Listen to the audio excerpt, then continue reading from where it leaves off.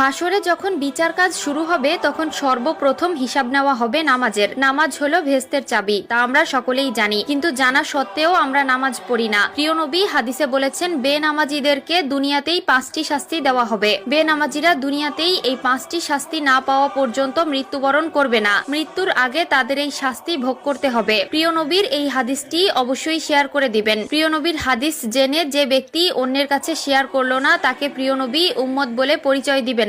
আমরা জানবো এবং অন্যকে জানাবো। এবং আপনি যদি প্রিয় নবীর উম্মত হয়ে থাকেন তাহলে অবশ্যই আলহামদুলিল্লাহ কমেন্ট করবেন। তো চলুন বেশি কথা না বলে শুরু করি আজকের ভিডিও। আজকে আমরা জানবো বেনামাজি ব্যক্তিদের দুনিয়াতে কোন 5টি শাস্তি দেওয়া হবে। বেনামাজি ব্যক্তির সর্বপ্রথম যে শাস্তি হলো সেটি হলো তার কোনো দোয়া কবুল হবে না। সে আল্লাহর কাছে যতই দোয়া করুক না কেন তার কোনো দোয়া আল্লাহর দরবারে কবুল হবে না। 2 নম্বরে যে শাস্তির কথা বলা হয়েছে তা হলো তার নেক কাজের কোনো বদলা দেওয়া হবে না। প্রিয় দর্শক, ধরুন আপনি কিছু পাওয়ার জন্য নেক আমল করলেন, কিন্তু আফসোসের বিষয় আপনি যদি বেনামাজি হয়ে থাকেন আপনার নেক কাজের কোনো ফল আপনি পাবেন না। 3 নম্বরে যে শাস্তির কথা বলা হয়েছে তা হলো চেহারা থেকে নেককারদের নূর উঠে যাবে। প্রিয় দর্শক, জন্মগতভাবেই আল্লাহ তাআলা কালো, সুন্দর, অসুন্দর সকলের চেহারায় একটি মায়াবী নূর দিয়েছেন, কিন্তু নামাজ না পড়ার কারণে তাদের চেহারা থেকে সেই নূর উঠে যায় এবং দেখতে দেখতে একসময় চেহারার অবস্থা ভয়ঙ্কর হয়ে যায়। যার চেহারা থেকে আল্লাহর নূর উঠিয়ে নেয় তার প্রতি মানুষের কোনো মায়া মহব্বত থাকে না। 4 নম্বরে যে শাস্তির কথা বলা হয়েছে তা হলো তার জীবনের বরকত উঠে যাবে।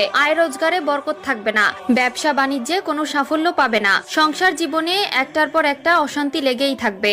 যতই ইনকাম করে ততই মনে হয় যেন কোনো সফলতা পায় না। এর মাধ্যমে বোঝা যায় আল্লাহ তাআলা তার জীবন থেকে নেক